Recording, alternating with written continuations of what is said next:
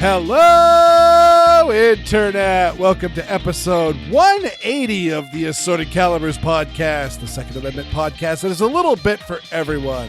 I'm Weer'd, and with me, as always, is the greatest hostess in the entire world. There are so many duos, and there's none so mismatched as the amazing Aaron Paulette and me.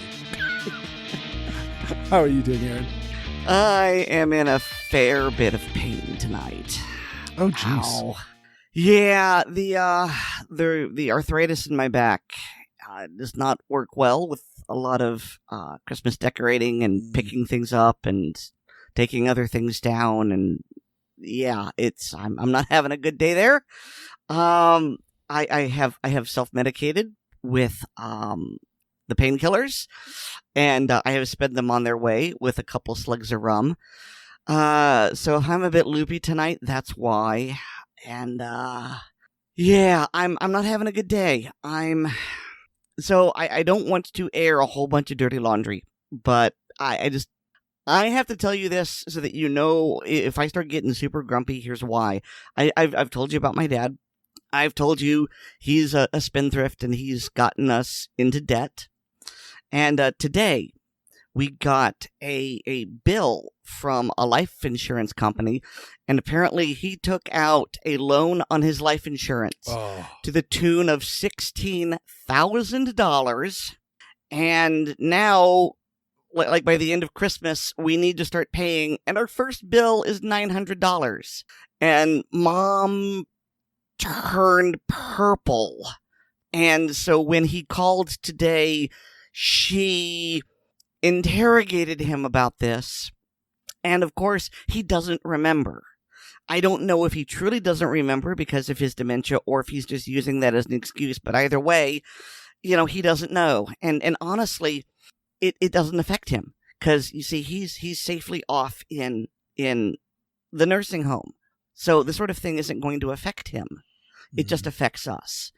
And so I'm just super pissed at him, and so is Mom. And so yeah, between that and the physical pain, it's just been, oh, good God. May I interest you in a fine name brand cough suppressant? I'm posting in chat. Oh, okay. I've just posted some vintage ads for Bayer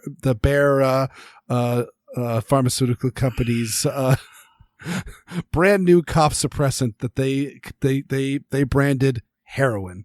Mm. They considered it less addictive than morphine. Oops.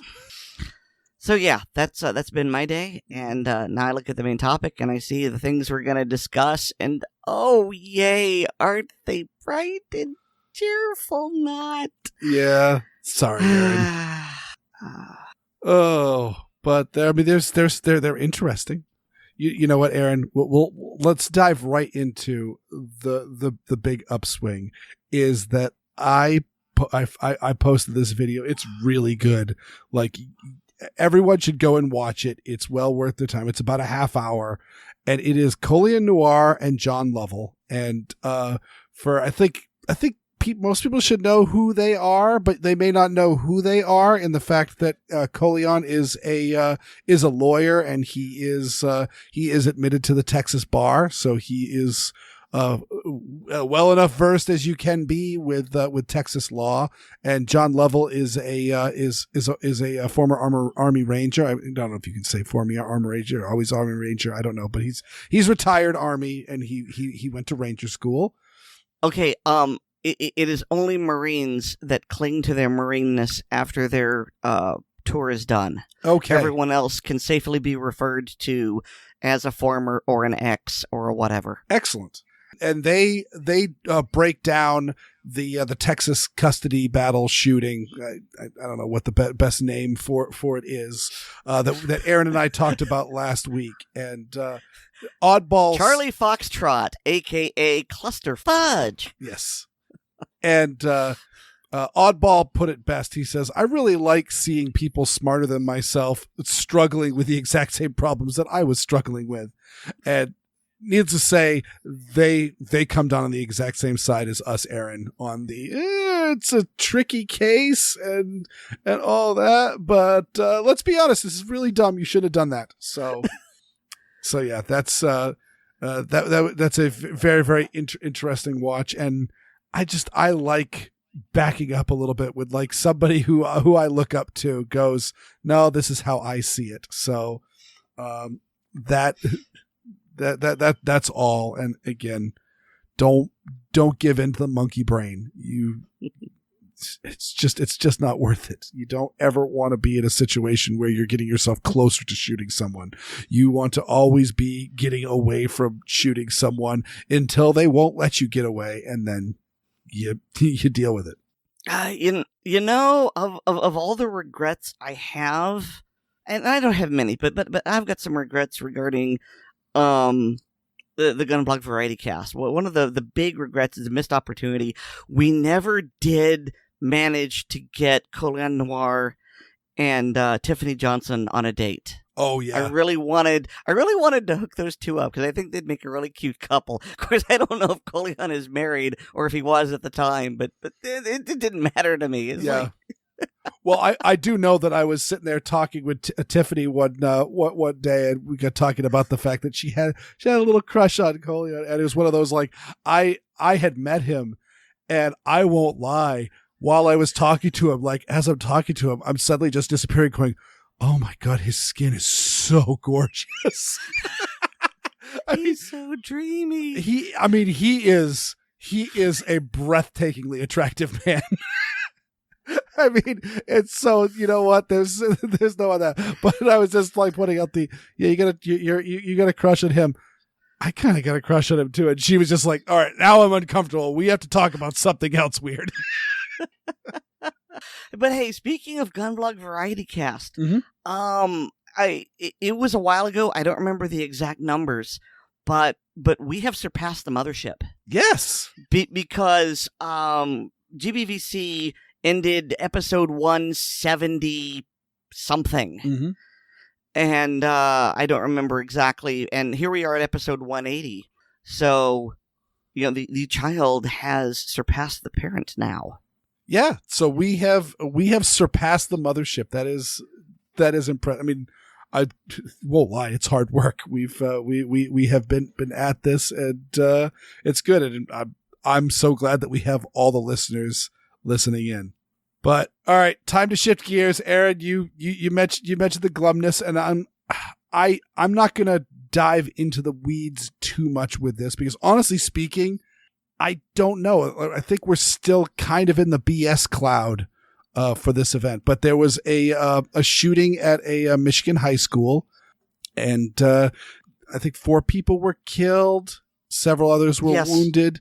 And but the significant thing that I actually wanted to talk about, we can talk about what's going on with that once more information's out. There's not really there's a bunch of stuff that has come out in the arraignment of the shooter, but that's really not anything you wouldn't expect with someone who would do a horrible thing like this. I think I've heard allegations and rumors that there is a whole lot more beyond this, that this may be closer to, instead of being more of just a random school shooter of just somebody who went in one day and decided to kill some classmates, to something more akin to the shooting at the Marjorie Stoneman Douglas High School, where there was a whole series of problems that were ignored on multiple levels. But again, it's all speculation, so I'm not going to dive into that right now. And also but the more interesting or the more unique aspect of this is that the parents of this school shooter have been charged with manslaughter. And furthermore, when they were charged, they briefly went on the run. And so this is very, very much like a made for TV movie drama sort of angle. I have mixed feelings about this. I as well. Because, all right, so there is a law in Michigan that if the parents are negligent or otherwise facilitate the misuse of a firearm by a child, then they can be charged by it. And in this particular case, it really does seem like they were super negligent. Mm-hmm. And, you've got a kid who seems to be depressed and is drawing violent images and is calling for help. And, well, like you said about Marjorie Stoneman, just failures on both sides, allegedly. And the parents say, no, we really don't want to take him home. We think he's fine to go to school. And then these administrators are going, well, yeah, okay. I mean, we called you in because we thought this was disturbing. But you know what? We'll just send him right back to class. And just so long as he sees someone in 48 hours, it should be okay. And I'm face palming at that. But what I'm getting at is, from the information we have, and we've linked videos in the show notes, it really does seem like the parents were highly negligent and maybe encouraged that, not like they really encouraged him to go shoot up the school, but it seemed like they were willfully blind to some of the problems he may have had. Mm-hmm. And they bought the gun for him, and there's nothing inherently wrong with that. But then if you've got this kid who has emotional problems, then you're taking him shooting and making sure he has access to a gun. It's just so my problem here is, in this one particular case, yes, I agree. These parents should be charged, at least as far as we know right now. But my concern is that this will then be used punitively and have a chilling effect on teaching children how to use firearms, and then the next time something awful happens, that it will then be used to punish people who do not deserve punishment. I can't really draw a proper theoretical right now because the painkillers have me a bit loopy, but I think you see where I'm going with this. This is, in this particular instance, I can see why, but I worry about the broader implications of it being used once again to punish all of the other gun owners who haven't done anything wrong. Yeah. And where my mixed feelings go is that all of again, I stated that a bunch of information has come out in the arraignment of both the shooter and his parents, but all of those stuff really detail just this event singularly. And that's where I have the problem on the parents. It is definitely known that the parents bought this gun for their son. He described it in social media, and actually his mother as well. So it's not just the. I certainly declared the new TV that my dad bought for the family room as my TV, and my dad took great offense at that as a small child. So, but in this case, his mother definitely claimed that this was his Christmas present, and the firearm that he used in the shooting, and he was definitely present with his father when he bought it at the gun store, and so there's that, and then also there was he was drawing disturbing images and essentially kind of definitely appeared to be a cry for help sort of activity. And the school deemed the image disturbing enough to call the parents into school immediately and tell them that he needed to get into some sort of counseling within, did they say 48 hours? But essentially he needed to get into counseling immediately, very, very soon. But not so soon that when the parents said, we're fine, and just left, that he would, that they're just like, oh, okay, well, we'll send him back to class. Because clearly he's not going to do anything horrible until these 48 hours are up. Just I'm crossing the streams here. The administration was absolutely insane in dealing with all this. But either way, all of that doesn't really set up any predictability. How could the parents at that moment, and of course, at the moment of them being called in, he had the gun in his backpack. according to at least their initial statements, they were unaware that the firearm was missing, and they didn't report it missing until after they had heard about the shooting. And I assume they said, oh, there was a shooting at his school. Where's our gun? Oh, it's not there. And then they declared that it was missing. There could be more behind there, but I'll take that at its word. And that's all they give. I'm not really sure how that jibes with the mother sending him a text saying, don't do it. Yeah, that is certainly a very, very strange. And there's no statement that she was doing it in response to anything. So that also may come out as they realized that he had the gun with him, and she said, don't do it. One of the disturbing things that he allegedly did was he was caught browsing for ammo on his phone while at school. That I consider a complete non-issue. I mean, especially the kid got a new gun, and he got a new gun in the middle of it's a 9mm in the middle of a 9mm ammo shortage, where everyone's kind of having a little bit difficulty finding stuff, and certainly finding stuff at a good price. So yeah. I that one I'm willing to completely dismiss, that the kid was looking for ammo. Yeah, that's what you do, especially when you get a new gun. You look for ammo because you want to shoot it some more. That is not disturbing behavior, and the fact that schools consider that disturbing behavior is one of my problems with schools. So this is one of those things that's going to sharply delineate between gun owners and non-gun owners. So the school, whoever who noticed this, freaked out and, I guess alerted the principal who called one of the parents. And his mom texted him saying, LOL, I'm not mad. Just don't get caught doing it again. Mm-hmm. Now, this is exactly the sort of conversation I would expect any gun-owning parent to have. I would be pissed at my daughter that she was doing non-school related stuff at school. You're at school to learn. We'll look at ammo prices when you get home. Right, but there's nothing inherently bad, evil, wrong about looking at it. And I can see so many gun owners saying, yeah, the school's freaking out. I'm not worried, just don't do it again. But now, even if there wasn't any other crazy stuff that the parents have done, and they have, now, oh God, that looks so much worse. It looks completely callous and negligent. Yes. And I'm just going...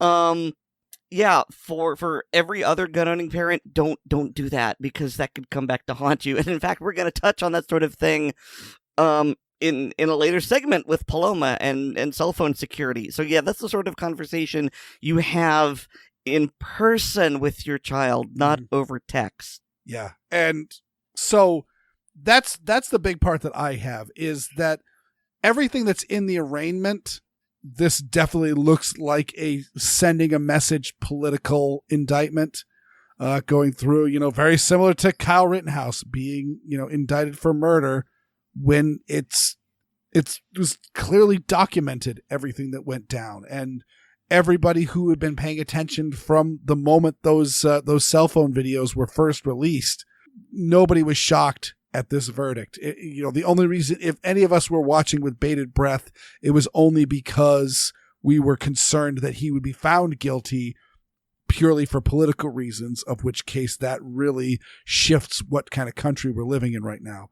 But the big thing is, so all of these charges are, I find, don't really add up until you factor in the other aspects of the one I've heard allegations. Again, just allegations. These are not confirmed. These have not come out. They may come out in the trial, that this kid was a problem child.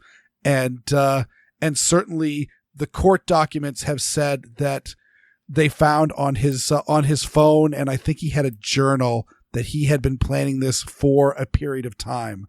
And one would assume, as a general rule, when somebody is a school shooter, they often tell their friends and associates about their plans, or at least hint to it. Certainly, one of the better examples was the killers at Columbine were walking into the school to plant the explosives, they encountered a friend of theirs in the parking lot pulling in to go to school, and they turned around and told him, "Hey, you want to cut today? Definitely want to cut today," and then continued on. And that person did not go to school that day and lived to tell about it. And there have been allegations that there were a number of students that did not that called in sick on this day. And it's been alleged that it was not because they were ill, but it was because they were aware that something was going to go down. But if that's the case, if it's the case that this kid was battling with some pretty serious mental issues, this kid was a long-standing disciplinary problem within the school. This kid had many cries for help, which will maybe be documented by the school, but not by the parents, because clearly when they said, "Look, your kids, we called you in from work to come see your kid and told you have to put this child into therapy, otherwise we will expel them from this school," and you went, "Cool, we're going to go back to work." And then when they got charged, what do? We're gonna go on the run and we're gonna go hide in a warehouse.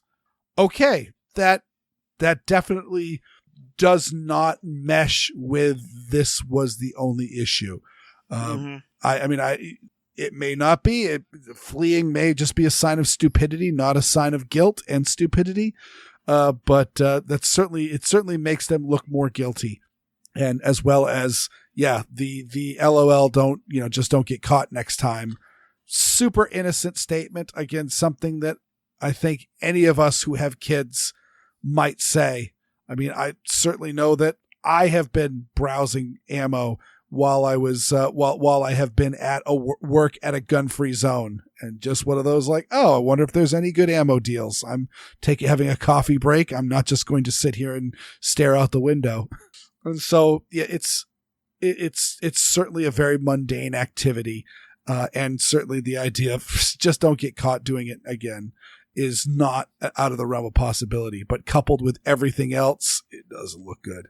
So either way, we will keep our eye on this, and certainly we'll see. Again, there's been a bunch of allegations, both to the parents and the kid, that have been around on social media, and I've got to assume a bunch of that stuff is going to come out in the next few weeks, and so we'll be on top of that on the Assorted Calibers podcast. So back in October, Alec Baldwin was, how to phrase this, involved in a accidental, I can't yet call it negligent for legal purposes, I think, shooting of a film director. And he was using a replica Colt model 1873 Peacemaker by Pietta. Completely coincidentally, David is here to talk about the Colt model 1873 Peacemaker and how it operates.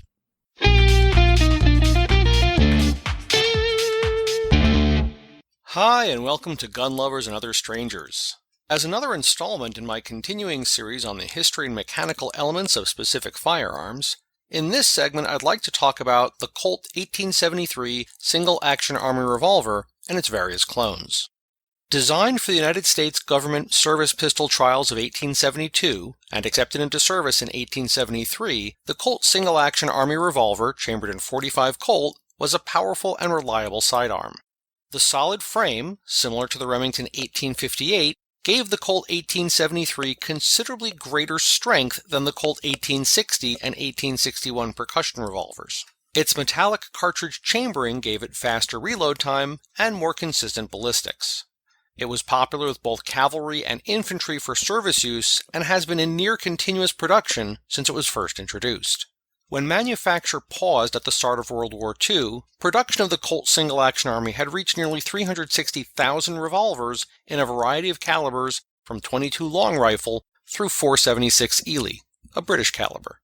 Following the war, Colt reintroduced the model 1873 in limited production with what is referred to as the second generation.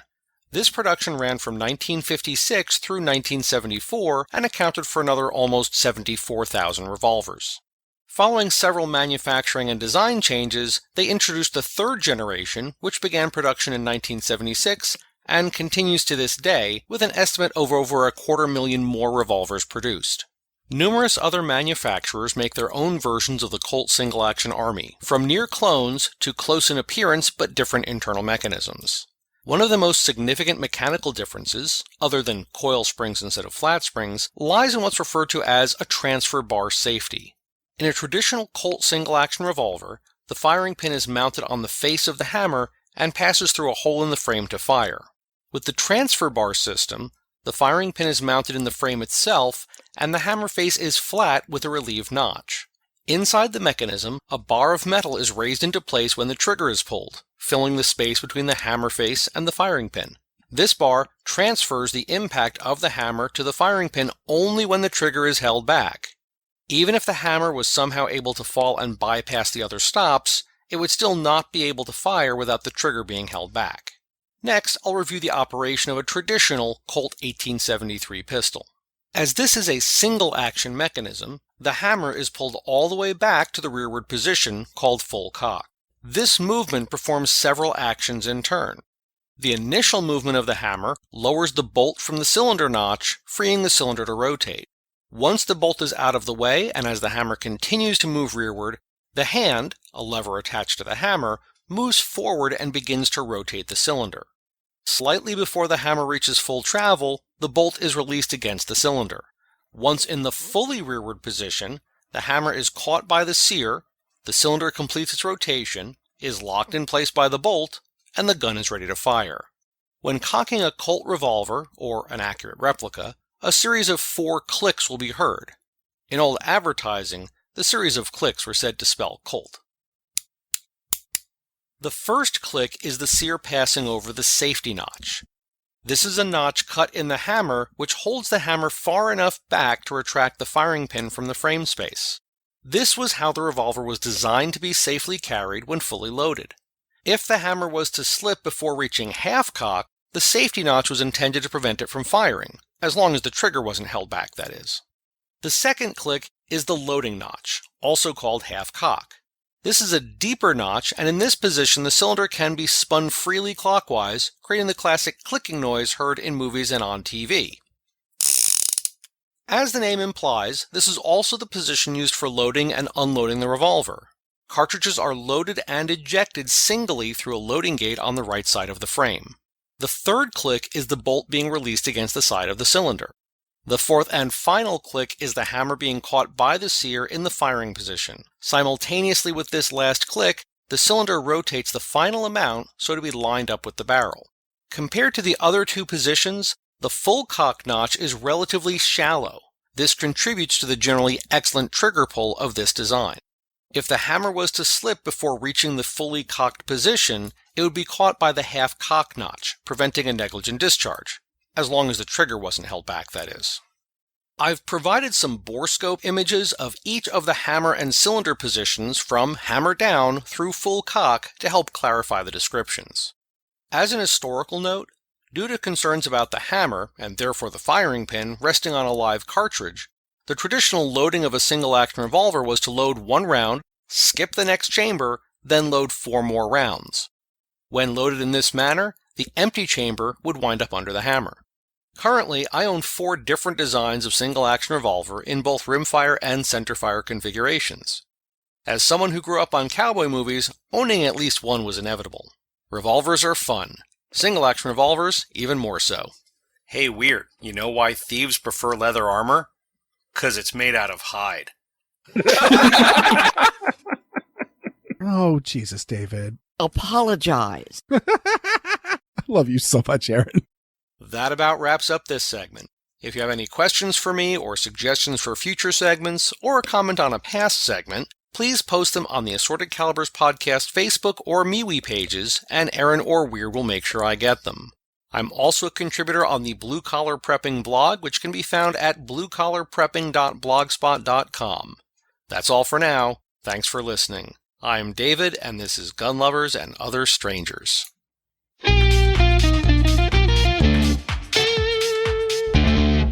So, regardless of whether or not this Pietta?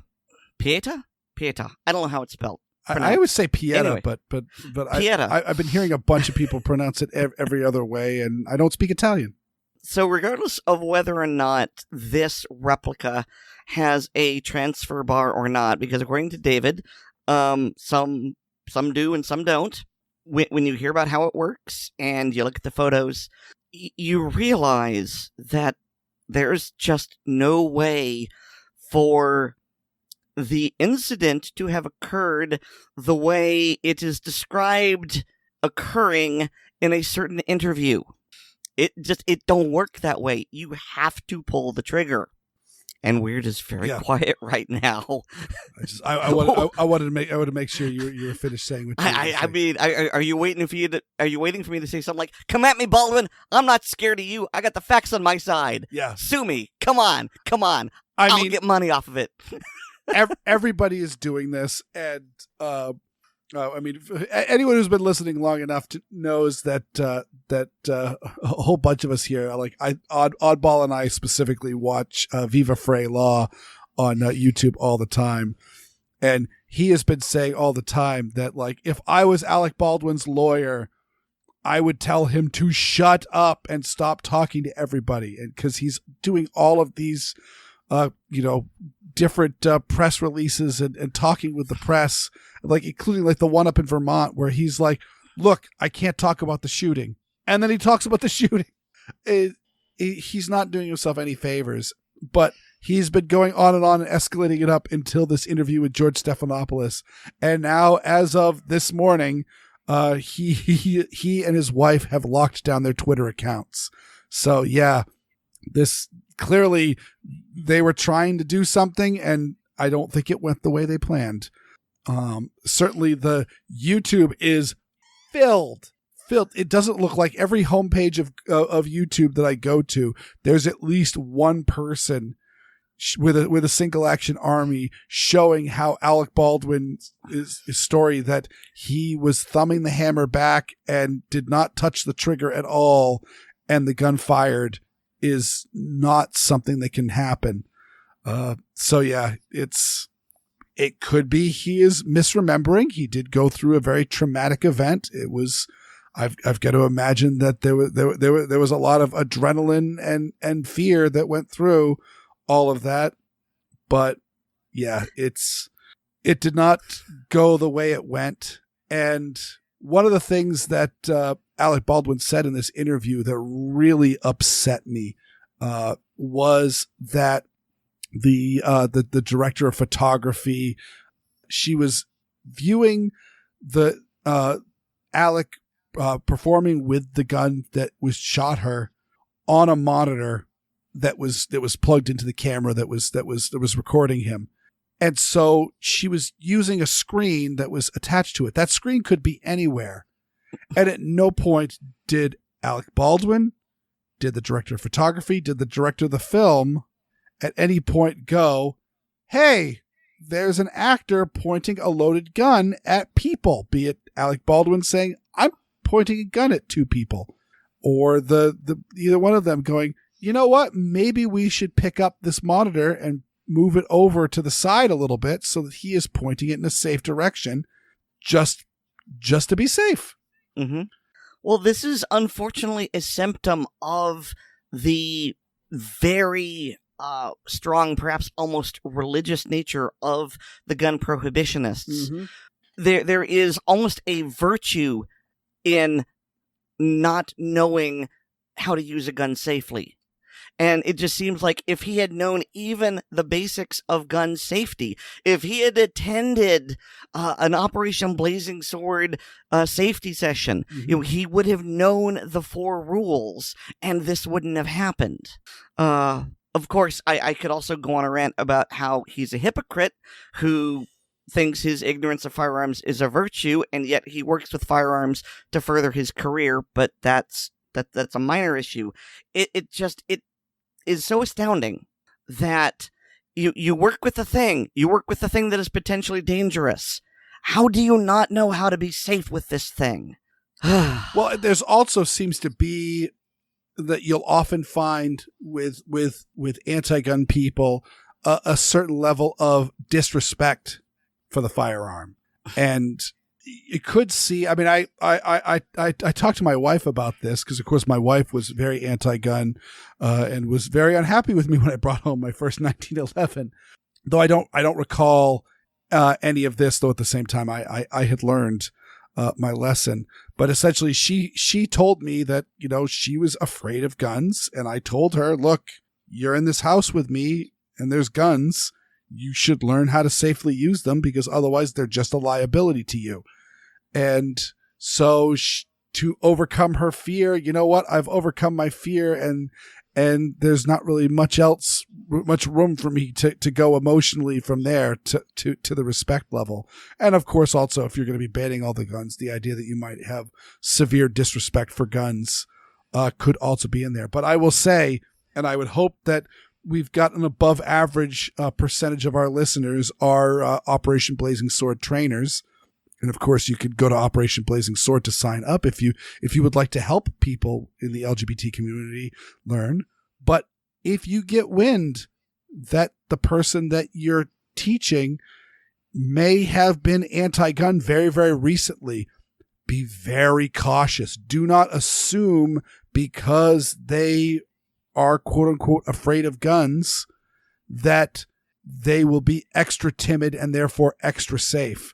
Because I'll say the first time I ever taught an anti-gun person how to shoot, I handed her a Mosin Nagant rifle. I opened the action, showed her the action was clear, handed her the rifle, and then she swung the muzzle around and swept every single, there was like 5 or 6 of us at this range session, swept every person on the firing line. We're like, what are you doing? We just told you not to do that. Well, you just showed me it's unloaded.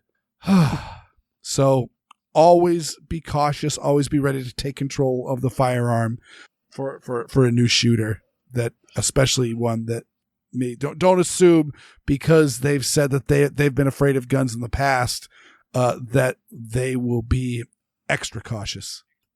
ABC, always be cautious. Mm-hmm. See, that's funny because that's a riff on the Alec Baldwin scene in Glengarry Glen Ross, Always Be Closing. Mm-hmm.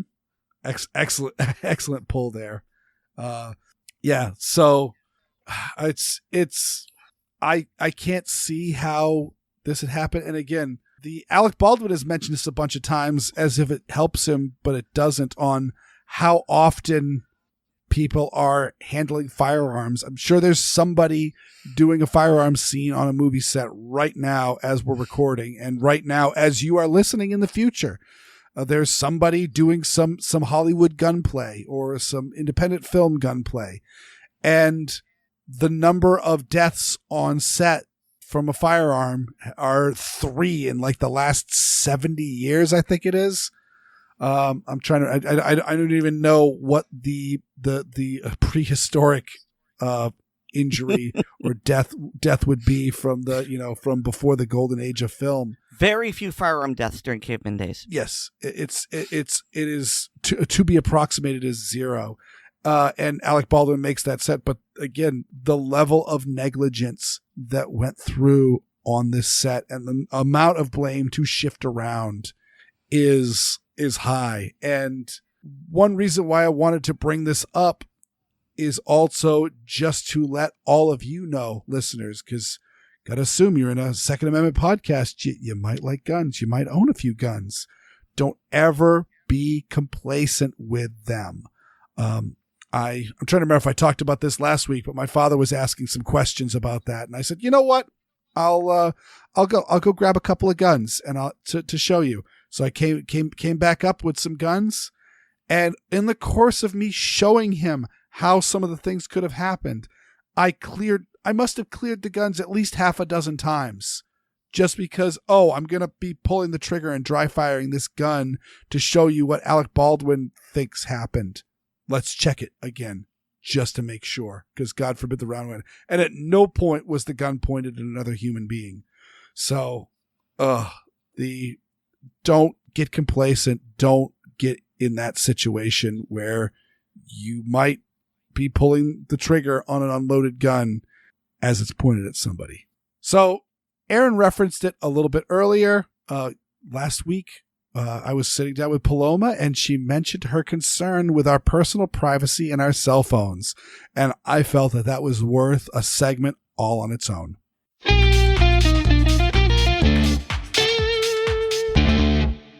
I am pleased again to welcome back to the podcast Paloma Capanna. And we were just talking last about Robinson versus Sessions, which brought a lot of questions about privacy to light.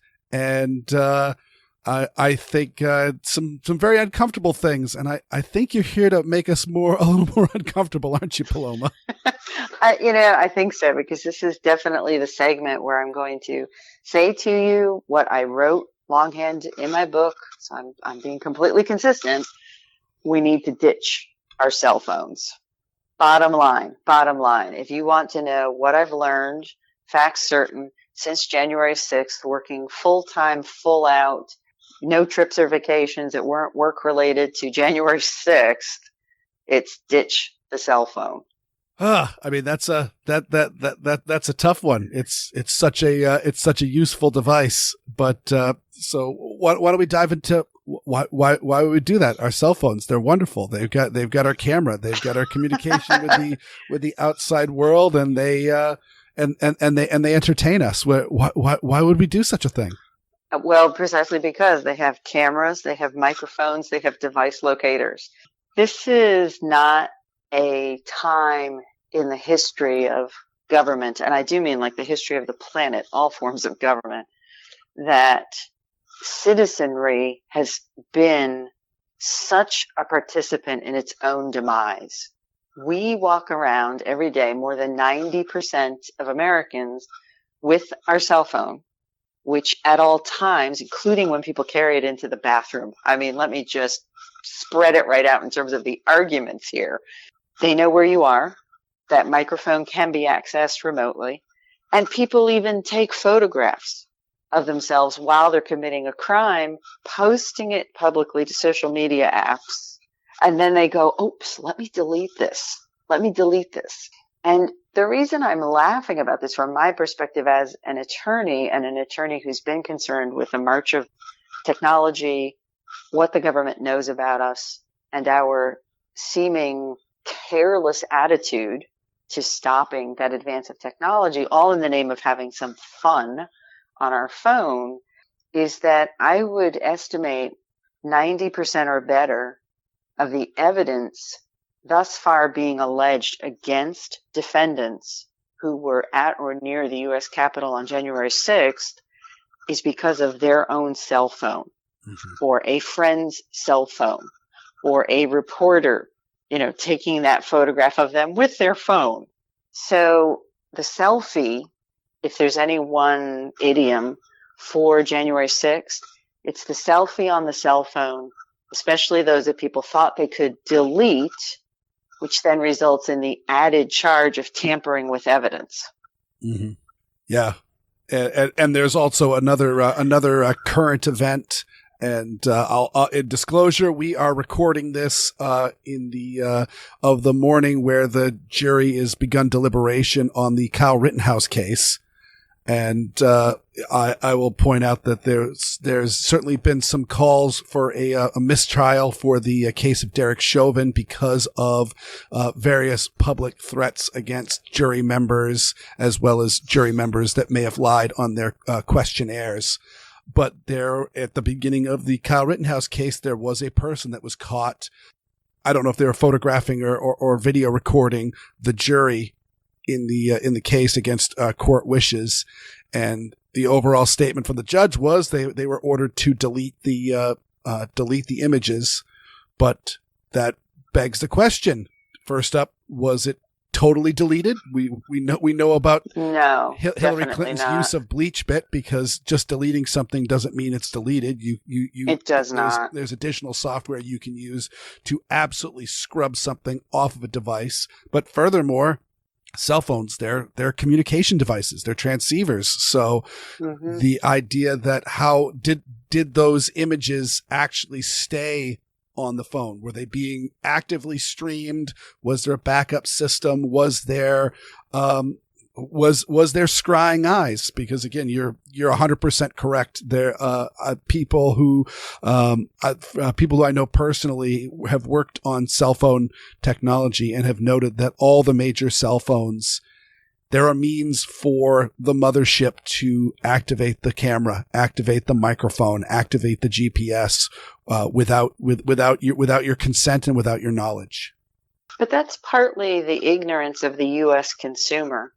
Your phone does not exist as an independent machine the way that a standalone camera does. Your phone has apps that are owned by companies who want to make money. They're not there so that you can have fun. They're not there so that you can communicate better with your children. They're there to make money. It's a capitalist system.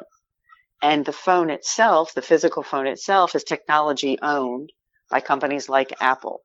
So the idea that you taking a phone and taking a photograph is somehow private is simply a fail legally in terms of how U.S. consumers think about their phone. You don't own any of it.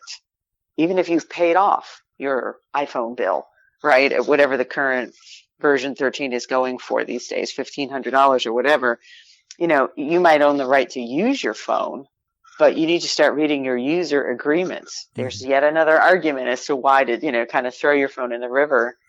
And as soon as you go on the social media app like Facebook, Mark Zuckerberg does not care about your privacy. He's not there to protect you. He's there to now rename his company and compete with the likes of Tesla owner to become the richest man in the world. He doesn't make any pretense that he has any altruistic reason for his company. The data that we input into Facebook essentially turns us into lab rats for experimentations in advertising, in brain training on automated responses. He's refusing to take off the angry face because he wants to know, what are the triggers? That's how he makes his money. So it should come as no surprise when I'm saying, listen, the DOJ and the FBI are using your phones as their primary source of information. Most cell phone carriers at this point, with the exception of Apple itself as hardware, simply are in the habit of turning records over if the metadata is not already there by virtue of other avenues of capture.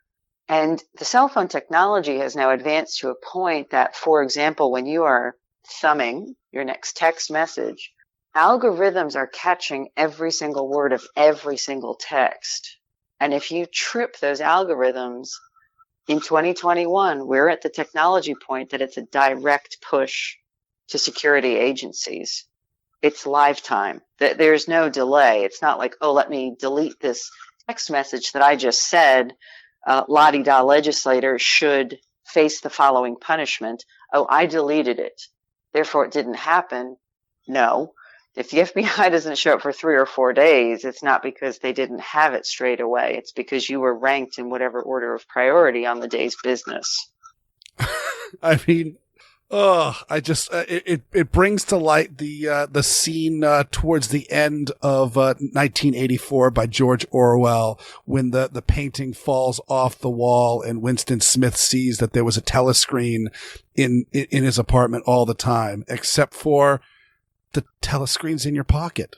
And you are voluntarily, enthusiastically participating in it. Yeah, you are bringing the telescreen with you, and it's such a conundrum because I mention all the frivolous stuff on the my wife will text me while I'm at the grocery store. Oh, while you're there, I just used up the last of the eggs. They weren't on the list. Can you put some eggs on the list? Yeah, no problem. Or just hearing that, she's heading home, so I can start cooking dinner so that we'll all sit down at the table and eat at the same time.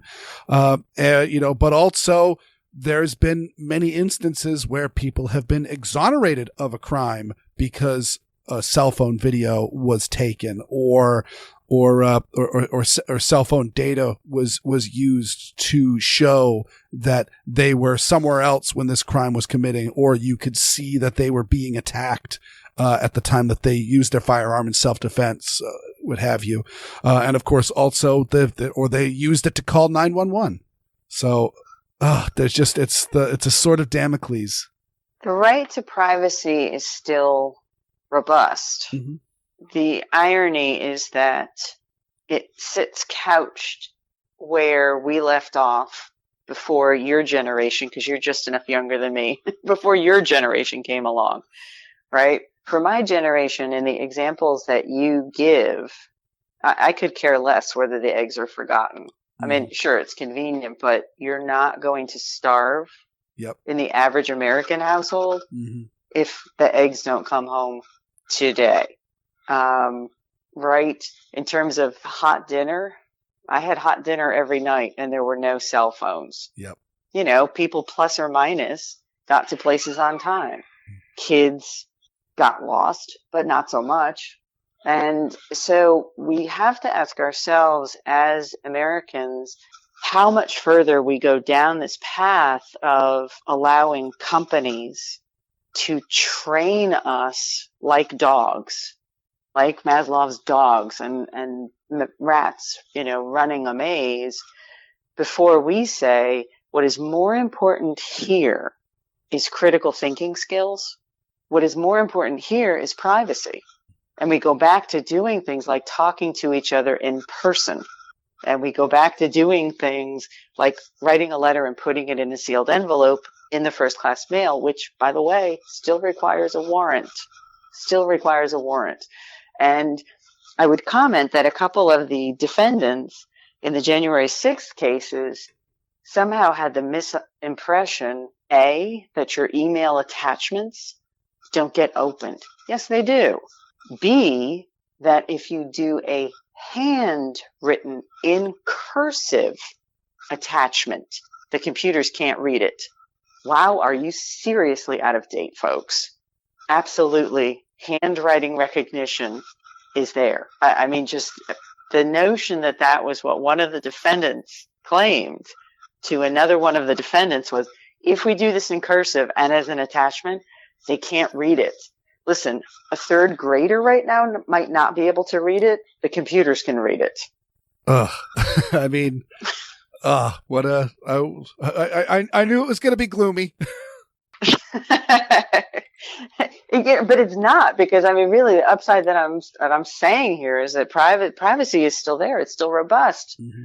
You and I get on a landline telephone to each other, a warrant is still required. Mm-hmm. I send you a birthday card. Even if it's got a cipher in it, they've got to get a warrant, assuming that I've put your address on it, put it in that blue box. It's a USPS repository with appropriate postage, and, you know, off it goes. So I just think that if we're really going to talk about defending the Constitution and defending civil rights, this is not me talking to people about how to circumvent the law for illegal purposes. This is me saying the better outcome here is that we talk to each other in person. Yeah. Social media is not helping us as a country to work through issues. It is helping to divide us. So why not take the win-win on this thing? Why not keep yourself honest, keep yourself in check, keep your words a little bit more circumspect, right? When you're with somebody else, we all behave just a little bit better than we do on social media. And then really focus that energy into the systems available for us to create meaningful reform and not get sucked into wrongfully by agencies like the FBI or the Russians or the Chinese, for that matter, events like January 6th. Because when the dust settles on this thing, the amount of social media that was used as the siren to lure in people to Washington, D.C. for January 6th is going to be one of the culprits in this. Well, that's definitely some food for thought. We're eating our spinach here on the Assorted Calibers podcast. Oh, thank you so much for coming on, Paloma. You're welcome. Thank you, everybody, for tuning in, and do try to support the Constitution in lawful ways whenever you can.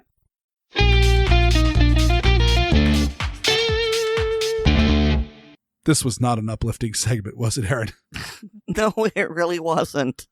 I mean, the hardest part I have with it is how right Paloma is about all of this, and how much I don't want her to be right, because I love my phone and it's so useful, and we just have it on every day. But at the same time, it really is such a liability given the amount of control the cell phone companies have.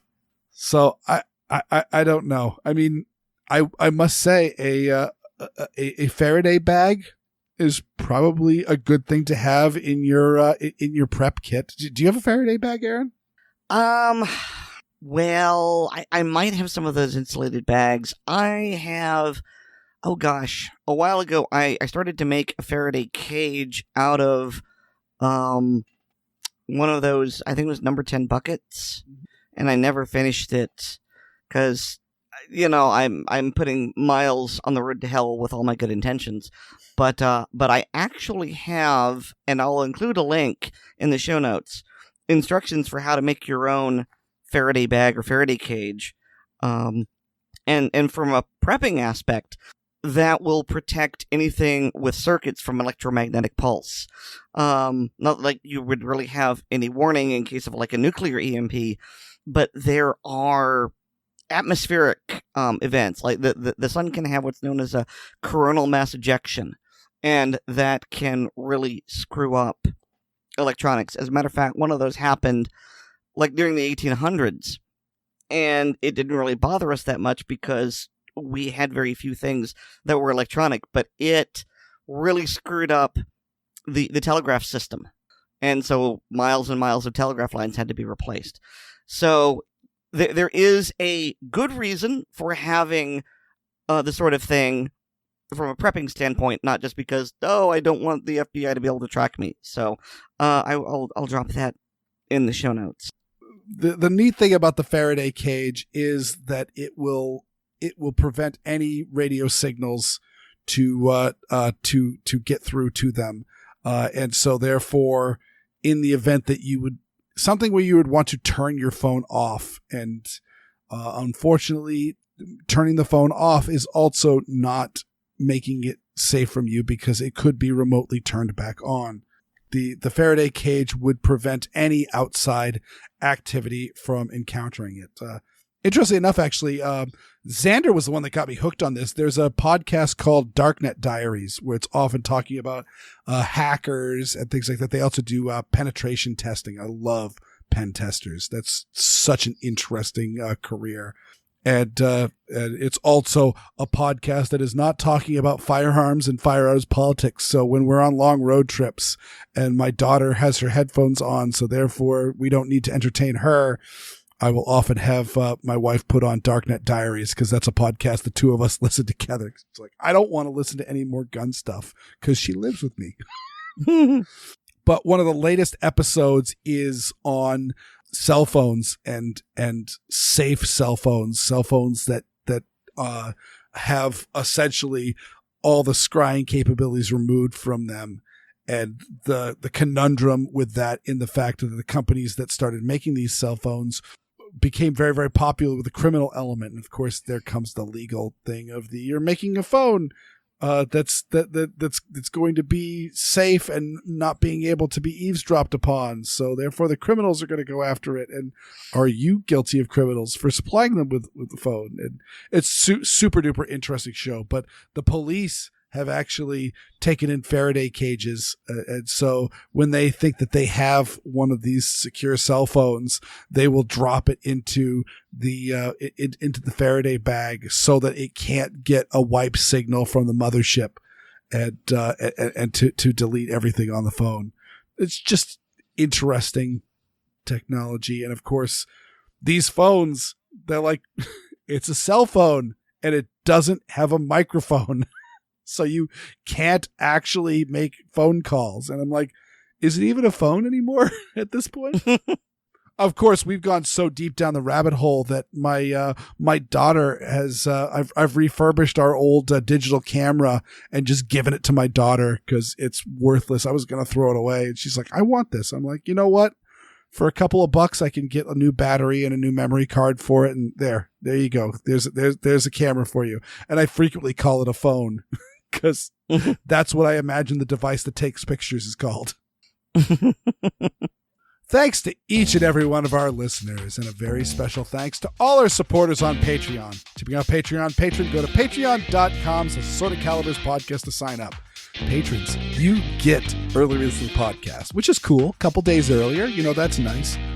But let's face it, the gravy. There are blooper reels. Aaron and I are doing all sorts of goofy stuff that I have cut out, and we've had off-topic conversations and all that. That all goes in the blooper reels. You get a whole extra show, and it's like almost every week. And then also, almost every week, we have ACP Film Tracks, where a bunch of us sit down and watch various movies, and you get to hear our commentary and our knowledge of film and our various reactions to stuff. You can hear me almost die on Lamageddon because I could have sworn I was laughing so hard that I felt something break in my head. And at the highest level, we have the ACP Mag Dump, which is our unscripted, off-topic show that is a bonus episode for those subscribers. Also, please remember to rate us on Apple Podcasts, subscribe to us on the platform of your choice, and share the show with your friends both online and off. You can get more from me on my blog, which is weirdworld.com, and you can hear me weekly on Handgun Radio on the Firearms Radio Network. And once again, if you want to sign up as an instructor for Blazing Sword, go to blazingsword.org/instructor-sign-up. And that will walk you through the very easy steps of signing up, and then you can make your profile. Do it. It's so easy, I did it. And thanks to Nate Spencer for our music. I've got a pain in my back, and he's a pain in the ass. Our pains are assorted, and so's our podcast. Good night, everybody. Good night.